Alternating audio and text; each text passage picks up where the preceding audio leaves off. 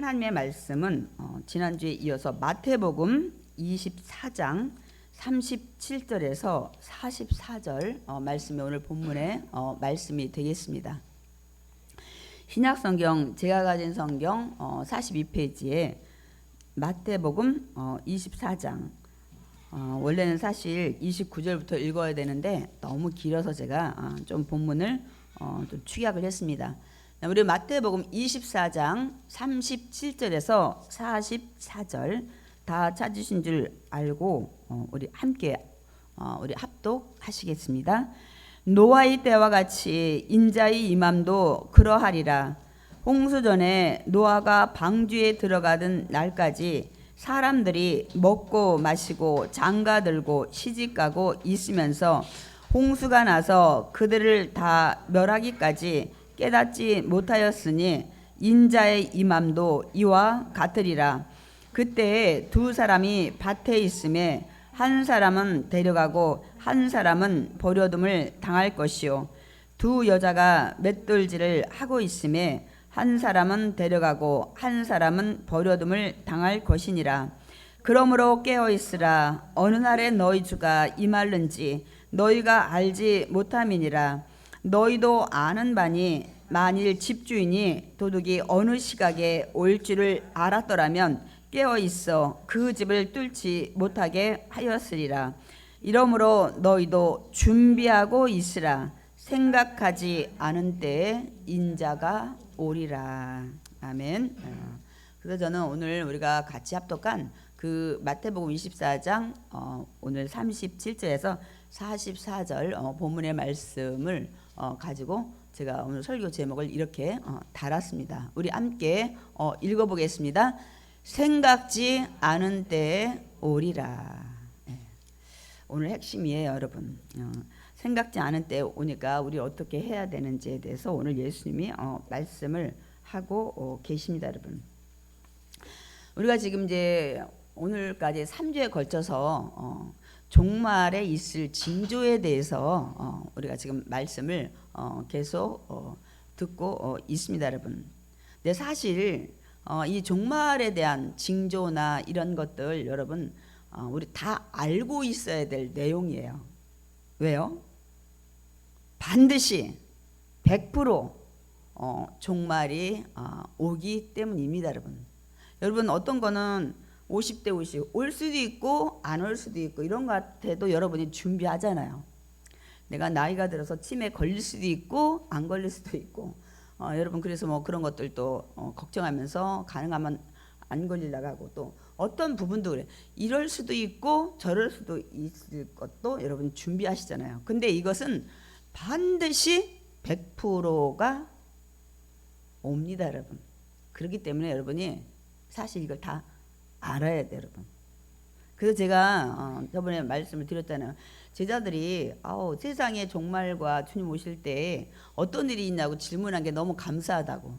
예수님이 이틀 있다가 십자가에 죽으셔야 되는데 이 질문을 던짐으로 그날에 어떤 일들이 있고 우리가 어떻게 해야 되는지를 다시 한번 말씀을 통해서 우리가 깨닫고 준비하게 하시니까 저는 그전에는 이런 종말 설교 이런 거는 이단 같기도 해서 별로 좋아하지도 않고 종말이 오긴 오는가 본데 그렇게까지 뭐 심각하게 생각을 안 했는데 요즘은 하나님 말씀 100% 그냥 무조건 믿고 순종하고 나가야겠다 이런 생각을 하면서 더더군다나 사실 종말의 얘기지만 머나먼 당신의 얘기가 아니에요, 여러분. 오늘도 예수님이 그 말씀을 이제 하실 것입니다, 여러분. 그러니까 뭐냐면 지난주도 말씀드렸죠. 뭐라고요? 누구에게나 늙는 것이 오는 것처럼 누구에게나 피할 수 없는 죽음이 오는 것처럼 이 예수님의 재림은 이꼬르 뭐라고요? 세상의 종말. 이것도 반드시 온다는 거야. 누구도 피할 수 없게끔 늙는 거나 죽는 거를 피할 수 없는 것처럼 이것도 반드시 온다는 기정 사실이라는 것을 다시 한번 오늘 왜냐하면 종말의 징조는 끝나요. 여러분 마음에 각인이 되길 원합니다. 아멘. 예. 아멘 하시는 분이 별로 없네. 여러분 아멘 하셔야 돼요. 아멘입니까? 아멘. 아니 여러분 늙는 거 오는 것처럼 이것도 반드시 온다라면 여러분 준비하셔야 되잖아요. 늙지 않기 위해서 여러분 뭐 음식도 저기 잘 먹고 운동도 하는 것처럼 이것도 우리가 준비를 해야 돼요. 그래서 그동안 우리가 지금 2주째 그 종말의 징조에 대해서 예수님이 얘기한 걸 좀 우리 정리를 좀 해보자고요. 이 마지막 때 되면 뭐가 온다고요? 미혹하는 자가 온다는 거예요. 어떤 미혹하는 자? 자기가 그리스도이라는 거, 자칭 그리스도가 생겨난다는 거예요. 우리나라도 뭐 예수님 자칭 예수가 한 50명 정도 된다는데 지금은 요즘은 확실히 모르겠어요. 몇 명인지는 모르겠어요. 그런 것들이 일어나고 그 다음에 무슨 일이 있다 그랬어요? 난리와 난리 소문이 있을 거라는 거예요. 전쟁, 기근, 지진. 지금도 사실 이게 지금 계속 저기 오고 있어요, 여러분. 우리가 그냥 감지를 못하고 이게 그냥 일어나는 일인지 말세 징조에 일어나는 일들이 지금 생기는 건지 우리가 사실 영적으로 좀 분별하기는 좀 쉽진 않아요, 여러분. 그러나 예수님이 이 얘기를 분명히 하셨습니다. 또한 이 말세 정도 되면 믿는 자들이 여러분 환란이 있대요. 여러분 얼마나 대처를 하세요? 저는 이 얘기만 들으면 그냥 하나님이 먼저 저 데려가도 좋을 것 같다 이런 생각이 들어요. 요 부분에 대해서. 왜냐하면 어떤 뭐 공산주의가 있다든지 마지막 어떤 핍박이 있을 때 아무래도 목회자다 보니까 핍박이 가장 심할 것 같아요. 순교할 각오를 해야 될 것 같아요. 근데 제가 그냥 믿음이 연약하다 보니까 그냥 주님 이런 환란이 오기 전에 핍박이 오기 전에 먼저 가는 것도 주님 안에 지금 가는 자가 복되리라. 제가 계시록 14장이 자꾸 생각이 나는 거예요. 그래서 살아도 주의 것이요 죽어도 주의 것이요 그저 맡기자. 단 주님 그런 환란이 있을 때 저 그때까지 안 데려가시면 감당할 만한 능력과 하나님 힘을 주시옵소서. 저 기도한다니까요. 여러분 순교할 자신 있어요? 전 참수당하고 났죠. 그 자신은 아직도 없습니다, 여러분. 그렇게 하고 또 어떤 게 있다 그랬어요? 이제 성전에 그 거룩한 성전에 멸망의 것이 세워진다고 얘기를 하고 있습니다. 그래서 제가 그 부분을 여러 가지로 카트로 나눠서 했죠. 물론 구약 시대 때 문하세 때도 이 예루살렘 그 성전 솔로몬 성전에 막 아사라 그 목상을 막 세우고 여러 가지 신들 갖다가 세운 하나님이 그래서 이스라엘을 남유다를 바벨론 포로로 보낸다는 것을 말씀하고 나는 이제 성전에서 떠난다. 예루살렘 성도 내가 이제 다 버릴 거다. 내가 영원히 이곳에 있고 내 이름을 둔다는 이 모든 것에서 내가 떠날 것이다. 그래서 떠나신 거예요. 그래서 하나님이 떠나니까 아무 방패가 없으니까 바벨론이 쳐들어와서 예루살렘 성도 파괴하고 예루살렘에 있는 이 백성들 다 데려간 거 아니에요. 그때 이 다니엘도 포로로 잡혀갔다 그랬죠. 예수님 오기 전에 605년 전에. 그러니까 다니엘은 예루살렘이 완전히 망하기 그 586년 전에 갔어요. 한 얼마 만나요? 한 뭐 15년, 20년 전에 미리 포로로 계속 잡아갈 때 그때 끌려갔던 거예요, 여러분. 다니엘이. 그 다음에 또 어떤 일이 있다고 그랬어요? 환란이 있는데 지금까지 본 적이 없대. 창세 이후로 이 천지가 만들어진 이후로 이런 환란이 없는 환란이 온다는 거예요. 그런데 그 구체적인 내용은 없어요. 단 환란이 오는데 그때 올 때 얼마나 그게 정말 심하고 정말 너무너무 두려운 환란이라 뭐라고 했어요? 옥상에 있다가 집에까지 뭐 가지러 내려가지 말라는 거예요. 밭에서 뭐 하다가 집에 가서 겉옷까지 말 정도로 그냥 빨리 도망가는 정도. 얼마나 급하고 얼마나 두렵고 얼마나 큰 환란이길래. 그러면서 뭐라고 예수님 말씀하셨어요? 그 환란의 기간을 줄이지 않으면 하나님을 믿는 자녀도 살아남을 자가 없어서 그들을 건지기 위해서 그 날을 좀 하나님께서 감하실 거라고까지 예수님이 말씀하세요. 그러니까 굉장한 우리가 상상을 초월한 환란이 있을 것 같아요. 예수님 말씀하셨으니까 100% 이런 일들은 그대로 일어나기 때문에 또 한 가지 마지막으로 또 누가 일어나요? 가짜 그리스도, 가짜 선지자가 일어나서 믿어라 내가 예수다 이러는데 그냥 안 믿잖아요. 그래서 그때 어떤 일들을 한다고요? 표적과 기사를 보여줄 거라는 거예요.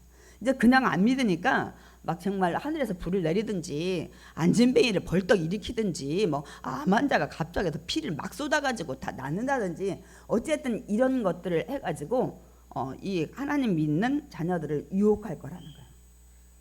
이게 마지막에 또 일어나는 거예요. 첫 번째도 그런 일이 일어나고 마지막 때도. 근데 마지막에 이제 안 믿을 것 같으니까 이들이 어떤 막 기적, 이적 막 이런 것들을 베풀 거라고. 제가 항상 얘기하죠. 여러분들이 속는 게 연약한 게 뭐냐면 어떤 기적을 베풀면 와 목사님 그거 하나님이 주신 능력이 아니면 그런 일을 있을 수가 없잖아요. 이렇게 하면서 거기에 빠지기 시작하면서 그 사람의 모든 예언과 그 사람이 하는 모든 말에 여러분 기가 주파수가 다 거기가 있어요. 제가 요즘 유튜브를 보면은 매일 예언하시는 분 너무 많더라고요. 야, 저분은 어떻게 하나님이 날마다 저렇게 말씀을 주시는가? 여러분 구약이나 신약에 보면 하나님 꼭 필요할 때만 주셨지 저렇게 365 이틀이 멀다고 예언들 하시더만요. 거기에 다 빠져가지고 유튜브 틀어놓고 그분이 또 뭐라고 하나 다 거기에 기가 이제 기가 저 하나님 말씀에 기가 열려 있어야 되는데 그 뭐 몇천 명씩 되더만요. 그래서 참 제가 안타깝다. 그러면서 그 예언하시는 분도 그래. 아니 하나님이 날마다 그 사람한테만 예언을 주냐고 어쩌다 필요할 때 줘야 되는데 무슨 뭐 이틀이야 뭐 오늘은 30회째 예언합니다 뭐 이렇게 다 거기에 기가 거기가 있더라고요. 참 안타까운 그런 생각이 듭니다 여러분. 그 다음에 우리가 지난주까지 이런 일들이 있다고 우리가 말씀을 우리가 들었어요. 누가 하신 말씀이에요? 예수님이 하신 말씀이에요. 이 말씀은 그대로 100% 이루어집니다. 아멘. 그러고 나서 이제 또 이 있을 징조에 대해서 오늘 우리가 좀 나눠서 이렇게 설교를 하다 보니까 오늘 또 그거에 대해서 말씀을 하셔요. 어떤 일이 있냐면 우리가 지금 본문이 너무 길어서 읽지 않았지만 앞부분에 이 얘기를 했어요. 우주의 그 천체가 이제 막 흔들리고 빛을 다 잃을 거라는 거예요. 그래서 오늘 그 마태복음 24장 29절 한번 좀 말씀을 좀 우리 읽어보겠습니다. 그날 환란 후에 즉시 해가 어두워지며 달이 빛을 내지 아니하며 별들이 하늘에서 떨어지며 하늘의 권능들이 흔들리리라. 그러니까 우주 전체가 막 흔들리고 빛을 잃는다고 얘기를 하고 있습니다. 여러분 성경에서는 이런 비슷한 얘기가 굉장히 많이 기록이 되어 있어요. 특별히 구약에 뭐냐면 하늘이 해가 달이 별이 이 또 바다 뭐 파도 막 이렇게 막 흔들리고 뭐 다 빛이 잃고 막 하늘에서 떨어지고 막 이런 것들이 정말 여러분 많이 기록이 되어 있어요. 제가 다 소개를 할 수가 없어요. 근데 이제 그 내용을 들여다보면 대부분이 멸망을 예언할 때 그 표현으로 하고 있어요. 바벨론이 멸망할 때 저렇게 말씀하세요. 에돔이 멸망할 때 저렇게 얘기하고 있어요. 지금도 세상이 멸망할 때 지금 저렇게 된다고 얘기를 하고 있어요.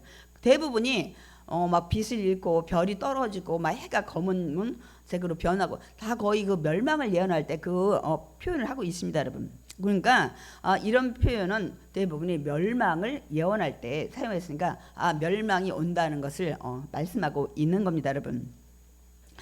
그러니까 이제 이 부분들을 문자적으로 보시는 분들이 있고 상징적으로 보시는 게 있어요. 그러니까 상징적으로 멸망을 예언할 때 저런 일이 있겠다고 보는 상징적도 있고 문자적으로 보는데 저는 이제 두 가지를 다 봐요. 여러분 진짜 실제적으로 이런 일이 일어났잖아요. 언제요? 이 이스라엘 백성이 출애굽할 때 여러분 9번째 재앙이 뭐예요? 3일 동안 흑암이 있었어요. 깜깜해서 이 사람들 3일 동안 일어나지도 못하고 움직이지도 못했다 하세요. 왜냐하면 온 천지가 다 까맸기 때문에. 그리고 이제 마지막 그래도 이들이 두 손을 안 드니까 마지막 초태생, 장자, 가축 10번째 재앙을 다 죽였잖아요. 근데 9번째가 3일 동안 깜깜하게. 그러나 이스라엘 백성이 있는 고된 땅은 그렇게 하나님이 안 하셨어요. 그러니까 있을 수 있어요. 또 하나 우리 신약에 보면 예수님이 십자가에 아침 9시에 매달렸다가 12시부터 오후 3시 운명하셨는데 요때 굉장히 고통 가운데 이제 숨을 끊어지면서 막 있을 요 3시간 동안 하나님이 온 땅을 깜깜하게 하셨다 그랬어요. 그러니까 얼마든지 이게 그 문자적으로 그냥 그대로 이루어질 수 있는 가능성이 굉장히 많은 거예요. 그 상징적인 것뿐만 아니라 진짜 이런 일들이 일어났었기 때문에 마지막 때 이 오늘 마태복음 24장을 29절을 많은 목사님들이 절반은 상징적이다, 절반은 문자적이다 하는데 저는 두 가지 다 볼 수 있어요. 왜냐하면 진짜 성경에서 이런 일들이 있었기 때문에. 예. 그래서 저는 그렇게 이 성경을 좀 봅니다. 그리고 예수님 또 무슨 말씀하시냐면 자신이 그 오실 징조가 또 하늘에서 이제 보이는데 그때 많은 족속들이 보고서 막 통곡하기 시작한다는 거예요. 예수님이 오실 것 같은 그 징조가 막 보일 때 모든 족속들이, 세상의 모든 사람들이 통곡을 하는데, 여기서 보니까 통곡을 하는 거 보니까 믿지 않는 자들인 것 같아요. 여러분, 예수님 오실 때 우린 통곡하지 않아요. 우린 기쁜 거예요. 할렐루야, 어서 오시옵소서, 마라나타. 그게 뭐냐면 이들이 왜 통곡해요? 우와, 그동안 목사님이 계속 우리 20개 목사님 와서 뭐 예수 믿으라고 예수님 재림한다고 하더니 어머 이게 그건가 보다. 우리 어떤 권사님이 와서 날마다 교회 가자고 하더니 우리 집사님이 어떤 분이 와서 그러더니 진짜 그날이 왔네. 그러면서 그때 막 이제 절망과 두려움과 왜 내가 예수 안 믿었지? 막 후회와 이런 것들이 막 통곡을 하는 거예요. 여러분, 예수님 재림할 때 그때 이 징조 보일 때 세상에 믿지 않는 사람은 막 땅을 치면서 예수 믿을 걸 막 이때 그런 것들이 일어난다고 여러분 말씀을 하고 있습니다, 여러분. 그래서 예수님이 이제 구름을 타고 오는, 이것도 이제 문자적이나 상징적으로 두 가지 다 볼 수가 있습니다, 여러분. 그렇기 때문에 이걸 보고 그 다음에 이제 천사들의 나팔 소리가 막 이제 막 뭐 어떻게 들리는지 모르겠지만 들릴 때. 이 천사들이 나팔을 왜 부냐면 나팔을 불어서 온 세상에 예수 믿는 사람 동서남북에서 다 끌어모아요. 예수님 오시는 그때 믿는 자들을 다 모은다고 얘기를 하고 있습니다, 여러분. 그러면서 이제 오늘 예수님이 그 무화과를 또 비유로 말씀을 또 하십니다. 그러니까 무화과 나무가 여름이 가까이 올 때 이렇게 연해지면서 또 열매도 같이 맺는데 그러면 야 이제 여름이 가까이 오나 보다. 우리가 개나리가 피고 진달래가 피고 버들꽃이 막 피기 시작하면 야 이제 봄이 오나 봐. 이제 저렇게 해서 꽃 피다가 또 여름 가겠네. 이렇게 여름이 이제 오겠네. 이렇게 하면서 우리가 생각하듯이 이 무화과 나무들을 보고 야 이제 여름이 오나 보다. 열매도 맺고 잎이 연해지는 거 보니까 좀 있으면 이제 여름이야. 이렇게 하듯이 비록 그날과 그 시를 시한부 종말론처럼 몇 년 몇 월 몇 시는 모르지만 여름이 오는 거를 알듯이 주님이 오실 때도 분별은 할 수 있다는 거예요. 가까이 왔구나. 그냥 뭐 예를 들어서 뭐 12월 31일에 오시니 뭐 내년 1월 뭐 20일 날 오시니 그거는 아니지만 가까이 지금 오실 때가 됐구나 하는 것들을 알 수가 있다고 말씀을 합니다, 여러분. 그러니까 영적으로 깨어있는 분들은 주님 가까울 때가 된 것 같아 하고 여러분이 이렇게 분별을 할 수 있다는 거예요. 그 정확한 시간과 정확한 날짜는 모르지만 그러면서 예수님이 다시 한번 이 얘기를 하세요. 내가 오는 것 그날이 바로 세상의 종말인데 이건 반드시 온다. 100% 온다. 어김없다. 하고 다시 말씀을 하시는데 오늘 마태복음 24장 35절 말씀입니다. 우리 함께 읽어보겠습니다. 천지는 없어질지언정 내 말은 없어지지 아니하리라. 무슨 말씀이에요? 하늘과 땅 이 모든 것이 다 없어질죠. 없어질 수 없죠. 하나님이 없애지 않는다면. 그러나 내 말은 없어지지 않고 그대로 이루어진다는 말씀하신 거예요. 여러분 저 말씀을 딴 데다 쓰신 게 아니라 오늘 종말 얘기를 하시면서 이 얘기를 쓰신 거예요. 그러니까 종말은 반드시 저렇게 내가 한 말대로 이루어지고 올 것이고 일어날 것이고 이 말씀을 저 말씀 우리 많이 알았잖아요. 근데 저 말씀을 예수님이 어디다 대고 쓰셨는지를 우리가 그동안 생각을 못했잖아요. 어떤 경우에 저 얘기를 하셨는데 종말에 올 재림의 얘기를 하시고 저렇게 했어요. 그러면 뭐야? 100% 그렇게 된다는 말씀을 다시 한번 여러분 이제 정말 확신을 갖게끔 말씀을 여러분 하신 겁니다. 그러니까 저건 번복이 없다는 소리예요. 저 말씀이 바로 종말 징조에 대해서 하시고 저 말씀 하셨다는 거는 종말에 내가 지금 얘기한 거 하나도 틀리지 않고 다 이루어질 거야. 차라리 천지는 없어져도 내가 한 말은 없어지지 않고 그대로 이루어질 거야 하고 지금 말씀을 하신 거예요, 여러분. 그러면서 예수님의 그 재림 때는 다시 뭐라고 또 얘기를 지금 하시냐면 오늘 우리가 읽은 노아의 때와 같다는 것을 다시 비유로 말씀을 하십니다. 여러분 그 노아의 홍수 때 여러분 어떤 일이 있었어요? 우리가 그 보면은 노아의 홍수 때는 사람들이 그냥 먹고 마시고 시집가고 장가가고 그게 잘못됐다는 게 아니야. 나쁘다는 게 아니야. 그냥 그 심판이 오는데 자기 일상생활을 그냥 하고 이 심판하고 무관하게 그냥 살아간다는 것을 말씀하고 있습니다. 그렇게 하다가 정말 다 멸망까지 이게 심판인가? 모르고 그냥 다 죽어갔다는 거예요. 뭐 정확한 거는 모르지만 역사학자들이 그때 노아 홍수 때 한 전 세계 뭐 2억에서 3억 정도 살지 않았을까 이렇게 추측을 하는데 그 어떻게 그걸 알아요? 무슨 전사나 된 것도 아니고 그런 말씀들을 하시는 분들이 있긴 한데 어쨌든 그 당시에 하나님이 만든 모든 생명 있는 자, 호흡 있는 자 다 죽었다는 거예요. 우리는 땅에 있는 자만 죽은 게 아니라 저 하늘에 날아다니는 새나 뭐 다 죽은 거예요. 왜냐면 먹을 게 없으니까 떠다니고 어디 정착할 데 없으니까 다 죽었다고 말씀을 하고 있습니다, 여러분. 그런데 예수님이 왜 이 말씀하시냐면 내가 올 때도 노아 때처럼 사람들이 그냥 자기 일상생활을 하는 거예요. 시집가고 장가가고 먹고 마시고 그게 나쁘다는 게 아니라 무관하게 종말이 없이 그냥 영원히 천년만년을 살 거라는 생각으로 이들이 예수님 오시는 날을 맞이할 거라는 거예요. 그때도 똑같이 이렇게 이런 살아갈 거다 사람들이. 근데 이제 사실 하나님이 뭐라고 했어요? 노아를 통해서 여러분 120년 동안 여러분 심판을 경고했어요. 여러분들 그 내용을 모르시는 분이 너무 많더라고.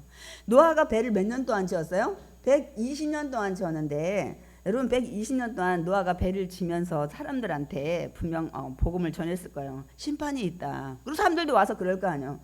이거 무슨 상자값 같은 이거 뭐 짓는 거야? 막 그러면 하나님 말씀하셨다고 심판이 있기 때문에 이걸 지으라고 했다고 하면서 그래서 우리가 회개를 해야 된다. 아마 분명 왜냐하면 창세기에 이 얘기 하세요 6장에 내가 사람 다 쓸어버릴 건데 그런데 내가 기간을 준다. 몇 년? 120년. 옛날에는 성경에 대해서 이걸 120년까지 우리 연수로 생각했는데 아니에요, 여러분. 그건 잘못된 해석이었고 120년 동안 노아가 배를 지면서 나는 120년 동안의 기간을 그 대신 사람들을 멸하는데 그 기간을 내가 주겠다는 거예요. 그래서 여러분 경고를 했어요. 그러니까 노아의 지금 비유를 하는데 사람들만 못 깨달은 거지. 그러니까 하나님은 막 경고도 없이 그냥 물로 심판한 게 아니라 지금도 저를 통해서든 성경을 통해서든 누굴 통해서든지 지금 심판을 노아 때처럼 경고를 하고 있어요. 그게 이제 뭐 몇 년 경고를 하시다가 주님이 오실는지 모르겠어요. 오늘 제목이 뭐예요? 정말 우리가 알지 못할 때, 깨닫지 못할 때 오신다는 말씀입니다, 여러분. 그래서 이 노아가 어디다 배를 지었어요? 여러분 산 꼭대기다 짓는 거야. 그걸 120년 동안.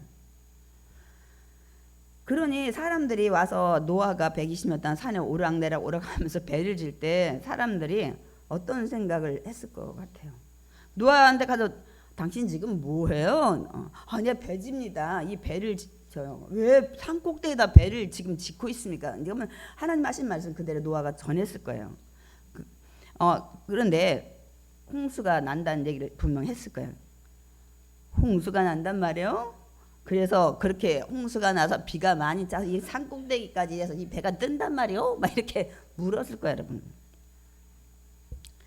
그러면서 뭐라고 얘기를 정신 나간 사람이구만. 아이고 참 이렇게 하면서 헛소리하는 사람이라고 아마 생각을 했을 거예요, 여러분. 왜냐하면 배를 짓 때 홍수가 난다고 얘기도 하지 또 그 배를 산꼭대기에다가 짓기 시작하지 이렇게 하는 것들을 보고 사람들이 그렇게 생각을 했을 거예요. 근데 성경에 보면 노아는 사람들이 어떻게 보든 뭐라고 얘기를 하든 그냥 배를 쳤어요. 120 상관없이 그렇게 해서 계속 그들이 심판이 있다는 것을 좀 그 기간 동안 보고 좀 깨닫고 돌아오기를 간절히 바랬을 겁니다, 여러분. 그런데 어떻게 했어요, 사람들이? 노아가 그 방주를 딱 다 짓고 배 안에 들어가서 방주 문을 안으로 딱 걸어 잠글 때까지 또 사람들은 못 깨달아요. 그리고 비가 막 내리기 시작하는 거예요. 성경에 보면 하나님께서 그 방주 다 지은 다음에 노아한테 이제 방주에 들어가라 암수 모든 짐승 가축 다 하고 그리고 이제 방주문을 딱 닫고 노아한테 일주일 후에 비가 내릴 거라고 얘기를 해요. 근데 그때까지 사람들이 못 깨달아요. 방주문을 닫든 잠든 비가 막 지금 내리고 오면서 이 하수구에서 막 물도 위도 아래도 궁창에서 다 비가 내렸다 그러니까 막 무릎 배까지 와도 몰라요. 지금 이게 물로 심판 노아가 얘기한 그걸 말하는지 사람들이 여전히 깨닫지 못했다고 얘기를 하고 있습니다, 여러분. 그러면서 예수님께서 뭐라 하냐면 내가 다시 올 때도 이럴 거라는 거예요. 사람들이 복음을 전하고 우리가 나가서 재림이 있습니다, 종말이 있습니다, 회개하셔야 우리 천국 갑니다 이렇게 아무리 전해도 그때 역처럼 지금도 사람들이 예수님 다시 오시는 그 순간 우리 이제 마태복음 25장 할 거예요. 막 예수님이 지금 오신다고 나팔 소리가 들리는데 그때까지 모른다는 거예요. 모른다는 거예요, 여러분. 그리고 그때도 시집가고 장가가고 뭐하고 그냥 일상생활을 사는데 못 느낀 사람이 너무 많을 거라는 거야. 노아 때와 같이. 저와 여러분 못 느끼면 안 됩니다. 아멘이십니까? 그때를 준비하셔야 돼요. 그래서 우리가 오늘 마태복음 24장 39절 우리 본문 말씀 한번 읽어보겠습니다. 홍수가 나서 그들을 다 멸하기까지 깨닫지 못하였으니 인자의 임함 때도 이와 같으리라는 거예요, 여러분. 다 멸망 직전까지 이게 종말인가 지금 심판인가 모르고 죽는 자가 많다는 거예요. 그 얘기를 오늘 말씀을 하고 있습니다. 그래서 노아만 뭐 2억 명이든 3억 명이든 하여튼 간에 이 노아 8식구만 노아 부부와 아들 셋과 자부들이 이제 구원을 받았는데 이들이 구원을 어떻게 받은 거예요, 여러분? 왜 이들만 8명만 구원받았어요? 다 물로 다 이렇게 침수를 당해서 여러분 완전 다 멸했는데 여러분 이게 무슨 막 소설 같죠? 저는 이걸 눈으로 확인해서 미국에서 제가 갔을 때 그랜드 캐년 갔을 때 이 평야 굉장히 막 비행기 타고 1시간 정도 하는데 그때 그 노아의 이 홍수 때 침수가 돼서 이 어떻게 발견이 되냐면 이게 초원이 돼버린 거예요. 그런데 어느 날 비가 오더니 이렇게 지진이 나는지 근데 지금 설명을 기억이 안 나는데 이 계곡이 쫙 벌어졌는데 계곡의 층층층층에 저게 무슨 이게 홍수 때 다 덮였다가 이게 그렇게 층이 보일 수가 없는데 그때 그게 이 그랜드 캐년에 가면 이게 층별로 다 보여요. 근데 너무 계곡이 넓고 크기 때문에 비행기 타고 그 당시 그 비행기가 제가 한 5, 6년 전에 6년 7년 전에 갔을 때 비행기 한 번 타고 1시간 노는데 12만 원인가 그래요. 그 계곡을 그 사이를 가까이 이렇게 막 도는 거야. 네, 그 노아 때 생겼던 이 침수의 그 집안 뭐 조개 있고 뭐 있고 막 이런 것들이 다 그대로. 그래서 그걸 증명하는 가장 좀 대표적으로 많이 거기들을 이제 많이 가시는데 이게 사실이라는 거예요, 여러분. 그냥 노아 식구는 근데 8명이 이게 다 죽어서 이렇게 됐을 때 여러분 어떻게 구원받았냐는 거예요. 첫 번째로는 성경에 보면 노아가 의인이었더라. 하나님과 동행하였더라. 그러니까 하나님이 노아를 주목하여 봤더라. 그래서 노아에게 찾아오셔서 나 사람들 친 거 난 너무 후회한다. 이렇게 죄악이 가득하냐. 나 물로 다시 죽여버릴 거야. 그럼 노아에게 너는 이제 방주를 지라고 얘기를 한 거예요, 여러분. 그러니까 노아의 식구들이 구원받은 거는 하나님 말씀에 순종하고 살았기 때문에 하나님을 구별하신 거예요. 그리고 또 두 번째로는 홍수가 있다고 얘기를 했어요. 근데 사실 이때 홍수를 본 적이 없는 거예요, 여러분. 근데 그렇게 하나님 말씀하시니까 그냥 믿는 거예요, 여러분. 이게 믿음이에요. 하나님이 말씀하시면 믿는 거예요. 아멘이십니까? 그리고 배를 지라는데 배를 본 적도 없고 진 적도 없는데 그냥 순종하고 하나님이 주신 그 지혜, 하나님 주신 날마다 그 계시를 통해서 배를 짓는데 그것도 배도 산 꼭대기다가 지라는 거예요. 여러분 그 배가 또 더더군다나 뭐 막 위에도 막히고 옆에도 막히고 뭐 창은 위에다 내고 그러고 노아가 지은 방주 크기가 지금 농구장 여러분 일반적인 거에 넓이가 20배나 돼요. 왜냐면 거기다 암수 막 가축 다 해야 되니까. 그러니 이 노아가 본 적도 없고 뭐 막 상당도 안 되는 이거를 하나님 하신 대로 짓는다는 건 미친 사람이야. 미치지 않는다면 할 수가 없어요. 그래서 산 꼭대기에다가 본 적도 없고 배를 진 적도 없고, 그리고 무슨 배가 지금의 저런 농구하는 거기에 한 20배 정도 크기를 짓는다는 건 이건 있을 수가 없어. 그러게 1년 2년 지을 수도 없고 120년 동안 여러분 이 노아가 진 거예요. 그러니까 이렇게 해서 하나님의 말씀에 무조건 믿고 순종하니까 구원을 받은 거예요, 여러분. 그러면서 예수님께서도 뭐라고 하시냐면, 그리고 있잖아, 그때 내가 올 때 이 삶의 현장에서 어떤 일이 일어나는지 아니? 하고 예수님이 그 말씀을 하신 거예요. 오늘 우리가 읽은 마태복음 24장 40절에서 41절 말씀 읽어보겠습니다. 그때 두 사람이 밭에 있음에 한 사람은 데려가고 한 사람은 버려둠을 당할 것이요, 두 여자가 맷돌질을 하고 있음에 한 사람은 데려가고 한 사람은 버려둠을 당할 것이니라. 잠깐 말씀 띄워주시고, 앞에 보면 두 사람이 밭에 있음에 이제 남자들을 얘기를 하고 있고요. 물론 여자도 있을 수 있지만 거의 남자들이 밭에서 일하고, 또 두 여자가 집안에서는 맷돌질을 하고 있어요. 그게 엄마와 딸인지 뭐 시어머니와 며느리인지는 모르지만 이렇게 이 비교를 하면서 대비를 하면서 예수님 말씀하세요. 그런데 밭에서 막 하는데 한 사람은 데려감을, 한 사람은 이 데려감이 아니라 데려가고, 한 사람은 버려둠을 당할 것이고, 두 여자가 맷돌을 막 둘이 붙잡고 이렇게 돌리는데 한 사람은 데려가고 한 사람은 버려둠을 당할 것이니라. 그래서 저 얘기도 많이 나와요.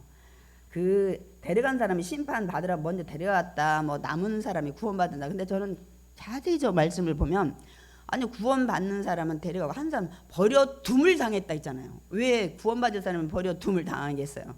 그래서 저는 그런 의견이 있긴 하지만 데려간 사람이 구원받을 사람이고 남겨진 사람이 심판받고 지옥 간 사람을 볼 수가 있어요. 당했다고 이 말씀을 표현하고 있잖아요, 여러분. 근데 이런 일이 생긴다는 거예요, 여러분. 그게 뭐냐면 이 예수님이 오셨을 때 뭐예요, 여러분? 누군가는 구원받고 구원받지 않은 사람이 이제 구별이 된다는 거예요. 구별이 된다는 거예요. 제가 여러분한테 질문을 좀 던질게요. 여러분은 지금 데려가는 사람에 속할 것 같아요? 아니면 삶의 현장에서 남겨짐을 받을 것 같아요? 여러분 한 번도 생각 안 해봤죠? 예수님이 생각지 않은 때 온다는데, 여러분이 뭐 식당에서 일을 하든 뭐 나가서 회사에서 일을 하든 뭐 할 때 지금 여러분 생각해 보셔야 돼요. 나는 그때 데려가는 사람에 속할 것이다, 아니야 나는 남겨질 것이다. 한 번도 생각 안 했는데 여러분 해보셔야 돼. 여러분 해보셔야 돼. 이게 100% 일어날 일이니까. 오늘부터 여러분 생각 한 번도 안 해봤죠? 우리 예영이 보영이 데려가는 사람일 것 같아요? 남겨지는 대학에서 캠퍼스에 있을 사람 같아요? 생각하셔야 돼. 내가 저번에 우리 아이들한테 그 얘기해서 좀 미안하더라고. 제가 기도할게요, 우리 예영이 보영이 시집가서 아들 딸 난 다음에 오시라고. 내가 결혼 전날을 오냐고 했더니 그 얘기를 하고 집에 가서 가만히 하니까 이건 아니야. 그래도 아이들 꿈이 있는데 직장도 가서 돈도 벌고 자기 사랑하는 신랑과 결혼도 하고 아기도 알콩달콩 난 다음에 주님이 왔으면 좋겠다. 우리 젊은 아이들한테 그런 얘기를 미리 그 안에 올 수 있다 그러면 갑자기 꿈이 없어지잖아요. 행복이 없어지잖아요. 그래서 내가 그때 후회를 했어요. 예영이 부모님한테 시집 가서 아들 딸 낳고 잘 살죠. 좀 있다가 주님 오셨으면 좋을 것 같아요. 이 얘기를 해줘야 됐다는 생각을 제가 했습니다. 다시 얘기할게요. 우리 예영이 보영이가 이제 학교 대학 뭐 다 하고 좋은 직장 가서 정말 훌륭한 신랑, 믿음의 신랑, 사랑을 하는 신랑 만나가지고 자녀 낳고 조금 살고 나서 주님 오셨으면 좋겠어요. 아멘이에요? 아멘. 그래서 이때 데려가고 남기는데 오늘 이 시간에 여러분 생각하셔야 돼. 왜냐하면 내일 오실 수 있고 한 달 있다 올 수 있는데, 나는 남겨질 사람인가? 나는 데려갈 사람인가? 이걸 여러분 오늘 생각해 보야 돼. 한 번도 생각 안 해봤지만 해보셔야 돼. 해보셔야 돼. 그러니까 이게 뭐냐면, 주님이 오셨을 때 분명한 것은 뭐냐면 믿는 사람과 믿지 않는 사람을 분리시킨다는 거예요. 분리된다는 거예요, 여러분. 가족에서 4명이 식탁에서 막 저녁을 맛있게 먹고 있어. 지금 막 삼겹살을 굽든지, 오늘 점심이 삼겹살인 것 같아. 막 하는데 갑자기 뿅 하고 엄마는 사라졌어. 아빠랑 지금 저 삼겹살 남은 거 누가 더 먹을까 하고 지금 있는데 갑자기 사라진 사람이 있고 남겨진 사람이 있을 때 이게 뭐냐면 분리되는 거예요. 다시 말씀드리면 믿는 사람과 안 믿는 사람이 구별이 되면서 분리가 돼요, 그때. 근데 여보, 난 당신 다리 잡고 갈 거야. 어디 가? 뭐 이렇게 하고 아무리 해도 여러분 그때 그렇게 할 수가 없어요. 많은 분들이 전에 그런 얘기 했었어요. 나는 마누라 치맛자락 붙잡고 난 올라갈 때 휴거 있을 때 쫓아간다는데 절대 그럴 수가 없죠. 분리된다는 거예요. 제가 오늘 여기서 정말 여러분한테 말씀드립니다. 여러분 사랑하는 부모님 계시죠? 여러분 사랑하는 가족들 있죠? 여러분 사랑하는 자녀들 있죠? 근데 여러분만 들려 올라가고 거기다 남아서 심판받아 지옥 가는 일이 분명히 있을 텐데, 제가 답답한 게 새신자 공부를 했든지 여러분 몇십 년 돼서 제가 물어봅니다. 당신 천국 갈 수 있는 자신이 있냐?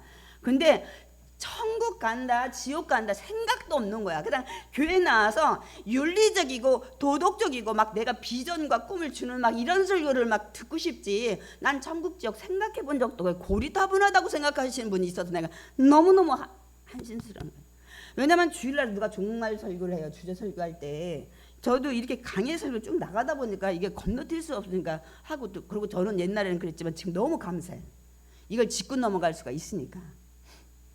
더 너무 힘들어. 이 부분들이 많은 큰교회 목사님들도 고민을 많이 하세요. 왜냐하면 상징적인 걸까?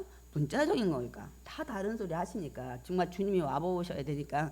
제가 지난주도 얘기했죠. 정말 이런 거 할 때 저 기도 많이 하고 몇 분의 설교도 듣고, 물론 주석 언어 이거 다 봤죠. 그거는 기본이고, 이분은 어떻게 볼까, 저분은 어떻게 볼까, 기도하고 그냥 말씀 준비한다. 그래서 있는 그대로 제가 가르치다 하고 이제는 고민을 많이 내려놨어요. 전에는 막 영적 해석해가지고 막 해주고 막 이게 대단히 막 그게 위대한 줄 알았더니 그게 아니더라고. 다시 말씀드립니다, 여러분. 분명 주님 오시는 날 누군가는 데려갈 거고 누군가는 남는데, 문제는 우리 가족에서 4명, 뭐는 5명, 이것도 문제지만 여러분이 지금 떨어져 있는 부모나 형제나 여러분 믿지 않으면 그분들 그냥 그 자리에서 여러분 남겨져 있을 텐데 이 자체를 믿지도 않고 생각도 안 해본다? 이래서 제가 이건 아니다. 이 세상 살면서 천년만년 사는 것처럼 직장에서 성공하고 세상에서 인정받고 이런 설교를 막 하는 거, 여러분 도저히 이건 아닌 것 같아요. 그거는 먼저 내가 예수 믿으면 천국 가고 예수님 재림하시고 이것부터 기본이 된 다음에 내가 믿음의 사람으로 주님 오실 때까지 내가 인정받는 사람, 그래서 더 복음을 전할 수 있는 그런 자가 되어야 되겠다. 여러분 이렇게 생각을 하셔야지.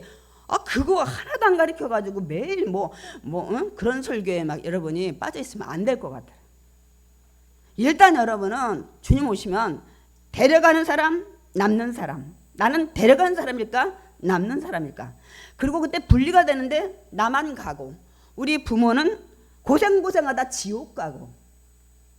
여러분 이거 생각해 보셔야 돼. 너무너무 자녀가 이쁜데 교회 안 다녀. 걔 놓고 가야 돼. 놓고 가는 게 아니라 주님이 걔를 안 데려가시는데 어쩔 거요.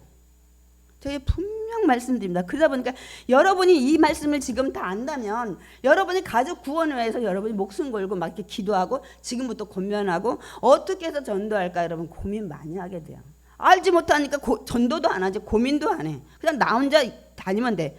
종교생활을 하는 분이 너무 많아요. 여러분 이걸 100% 믿으면 제가 우리 엄마 아버지 우리 가족들 모임의 형제들 어떻게든지 전도를 해다 기회를 보고 기도를 하고 노력을 하는데 이게 안 믿어지고 이걸 믿지 않으니까 그냥 지옥 가든지 말든지. 여러분 너무 이기적인 거예요. 너무 여러분 이기적인 거라니까요. 여러분만 천국 가고 내 부모는 지옥 가면 되는 거예요. 제가 언젠가 얘기했죠. 전도하니까 우리 시어머니 시아버지 돌아가신다며. 그래서 제가 그랬잖아요. 그 얘기 쉽게 말하면 우리 시어머니 시아버지 지옥 보내고 그 다음에 제가 교회 나올게요. 이 소리라고 얘기했잖아요. 그렇기 때문에 여러분 오늘 다시 한번 또 우리가 생각을 해봐야 돼요. 그때 분리가 되는데 믿는 사람과 믿지 않는 사람과 남겨진 사람 버려진 사람, 거기까지도 그렇다 치더라도 반드시 분리돼서 여러분이 아무리 만나고 싶어도 데려가고 싶어도 데려갈 수가 없어요. 구원받지 않으면. 구원은 1대1이기 때문에 내가 예수님을 나의 구원자로 믿는 사람, 내가 믿는다고 내 아들이 목사라 해서 믿지 않는 부모가 천국 가지는 않으니까 여러분 다시 한번 좀 생각을 해봐야 합니다. 여러분. 그래서 예수님께서 우리에게 깨어있으라고 얘기를 한 거예요. 오늘 마태복음 24장 42절 읽겠습니다. 그러므로 깨어있으라. 어느 날에 너희 주가 임할는지 너희가 알지 못함이니라. 그래서 이렇게 분리되는데 이게 구별되는데 언제 그거가 일어날지 모른다는 거예요. 우리 마가복음 13장도 한번 읽어볼까요? 뭐라고 예수님의 마가는 예수님의 말씀을 기록했는지. 그가 호련히 와서 너희가 자는 것을 보지 않도록 해라. 영적인 잠.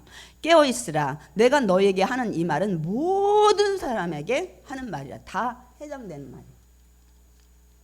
여러분도 영적으로 잠을 자면 안 되지만은 지금 가족은 영적으로 잠자는 정도가 아니야 지금. 아예 영적으로 무지해. 여러분 정말 가족을 위해서 전도를 위해서 기도, 여러분 안타까운 마음 이런 거 안 한다면 여러분 진짜 이기적이에요. 지옥 가서 아뜨가 하는 곳에 여러분 가족 부모 다 보낼 거예요? 아니요, 생각을 안 하시더라고. 근데 그때가 점점 가까이 오고 있다는 사실입니다, 여러분. 그래서 오늘 깨어있으라. 그럼 깨어있으려면 어떻게 해요? 제일 먼저 예수님의 제 이름이 반드시 있다는 사실 잊지 마셔야 돼. 믿고 잊지 마셔야 돼. 그런 사람만 깨어있어요. 오는지 안 오는지 이게 사실인지 뭔지도 모르는 사람이 깨어있겠어요? 제 이름은 있어. 그 대신 언제 오는지 몰라. 그래서 내가 영적으로 깨어있어야 돼. 이 사실을 잊지 말고 두 번째, 예수님이 언제 오실지라도 나는 맞이할 수 있는 만반의 준비를 해야 돼. 그 만반의 준비가 여러분 부동산, 통장 이게 아니에요. 영적인 말씀과 기도로 성령 충만으로 우리가 이제 마태복음 25장을 할 텐데 그렇게 하고 있는 분이 만반의 준비를 하시는 거예요. 아멘이십니까? 그래서 언제든지 여러분이 오셔도 맞이할 수 있는 이제 25장에 보면 성령의 기름으로 얘기를 하고 있죠.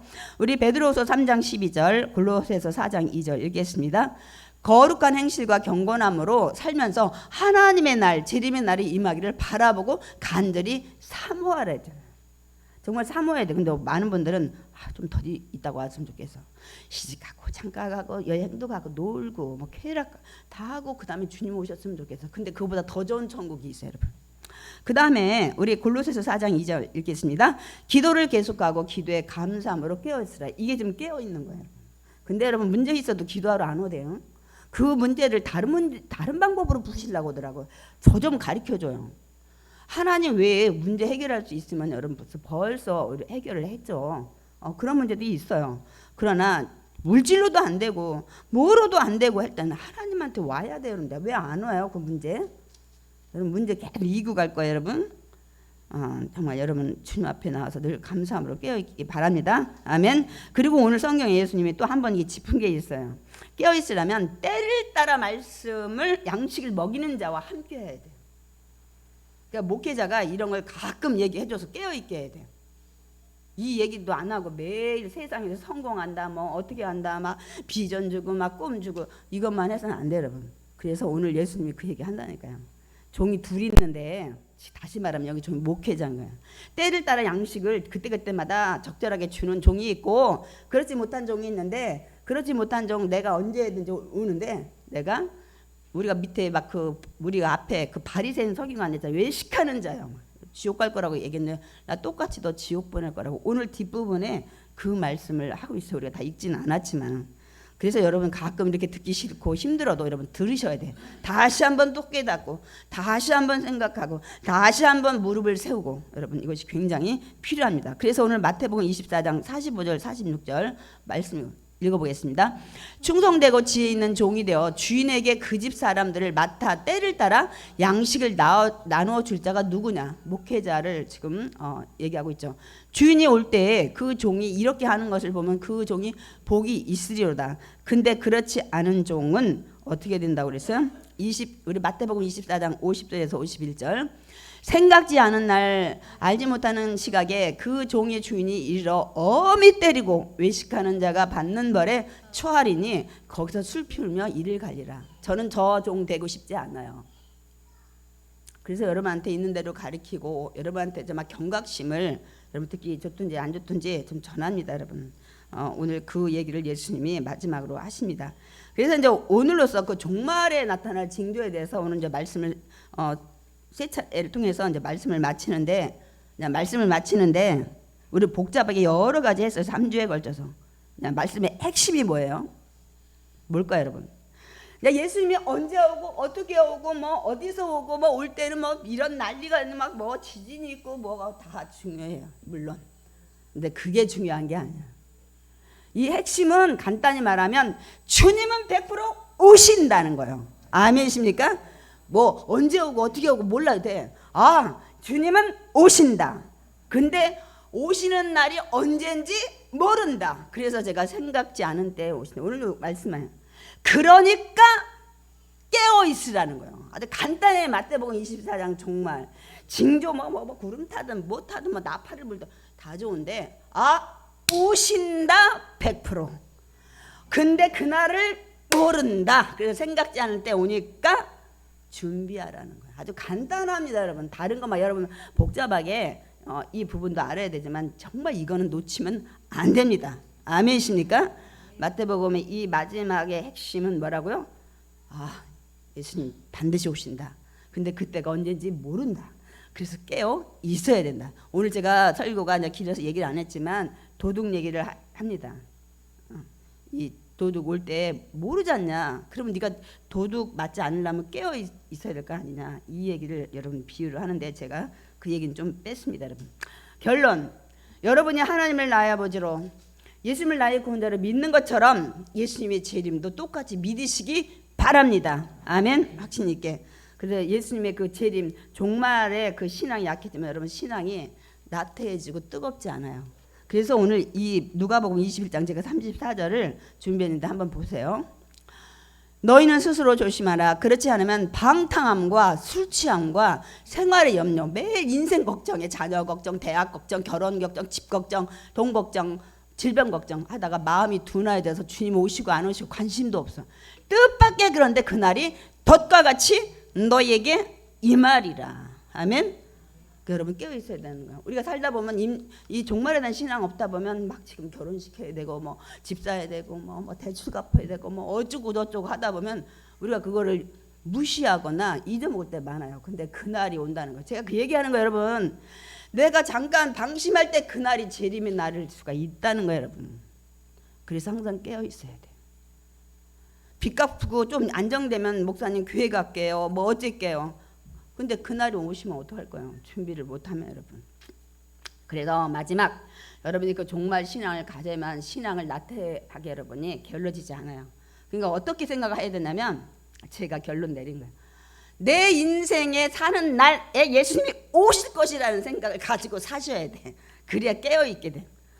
내 인생에 그 내 나이가 몇 살인지 모르지만 그날 오신다. 그러면 여러분 준비하게 돼. 깨어있게 돼. 여러분 죽기 전에 예수님 오신다고 하면 여러분 깨어있게 되죠. 그리고 우리가 막 환난 잔뜩 받잖아요. 그거 난 안 당하려면 깨어있게 돼. 두 번째, 그래. 내 인생에 오든 내 죽고 난 후에 오든 간에 내가 하여튼 그날이 언제인지 모른다니까 말씀과 기도로 성령 충만으로 신앙생활 그냥 날마다 열심히 해야 되겠다. 아멘. 여러분 아멘. 제가 하나만 딱 부탁하고 말씀 끝낼게요. 오늘 말씀 들었잖아. 결단하셔야 돼. 나는 그럼 지금부터 신앙을 어떻게 하나 더 할 건가? 어떻게 더 높일 건가? 반드시 결단하셔야 돼. 이거 없으면 지금까지 3주 한 거 다 꽝이에요. 꽝이에요. 결단하시기 바랍니다. 아멘. 나는 깨어있기 위해서 나는 오늘부터 기도를 5분이라도 더 한다. 나는 깨어있기 위해서 말씀을 더 사모한다. 나는 깨어있기 위해서 예배를 하나 더 출석한다. 나는 깨어있기 위해서 늘 정말 믿음 안에 주님을 내가 바라볼 것이다.